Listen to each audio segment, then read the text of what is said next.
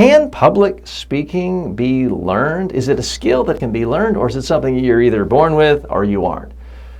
That is perhaps one of the most tedious, tiresome debates those of us in the public speaking world ever have to deal with. Of course it is a skill that you can learn. Nobody's born a natural-born speaker. You might be a natural-born crier, but you can't be a natural-born speaker any more than you're a natural-born writer. Yes, some people end up being world-class novelists, others aren't, but even the world-class novelists had to go to first grade, second grade, third grade, formal instruction, day in and day out, how to write, how to compose a sentence, how to use punctuation, how to spell, all learn skills, some advance further than others. But I absolutely believe that anybody can be a great speaker. You might not command $100,000 a speech and get paid speaking gigs and be a professional motivational speaker, but that's not the goal of most people.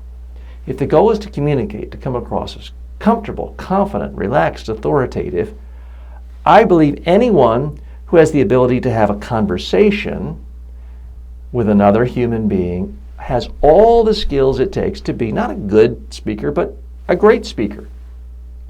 Part of it is there's less competition. Billions of people have been given formal instruction on how to write. Most people have not had any formal instruction on how to speak effectively.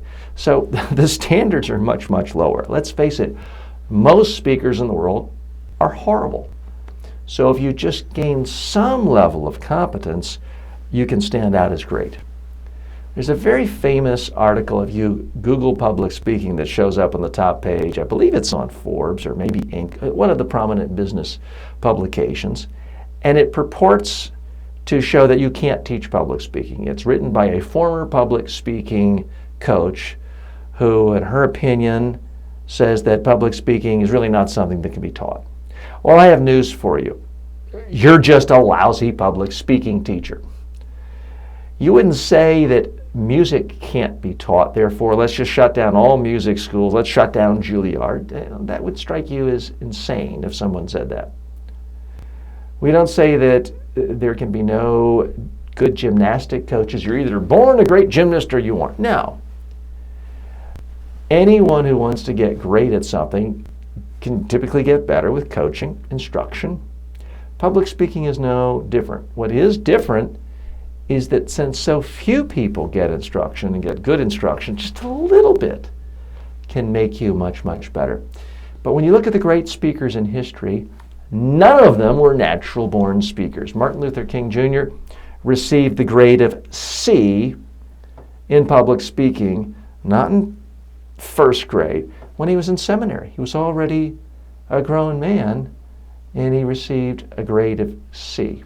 John F. Kennedy used to shake behind the stage. When people looked at him, they'd see his hands and his knees shake. As president, as a member of Congress, he was known as a horrible speaker. Abe Lincoln had a screechy, high voice, was panned by the critics for many of his speeches. So again, you can go through historical figure after historical figure. They were either awful speakers or considered awful speakers when they were younger or even throughout most of their career. So no, there's no such thing as a natural-born speaker.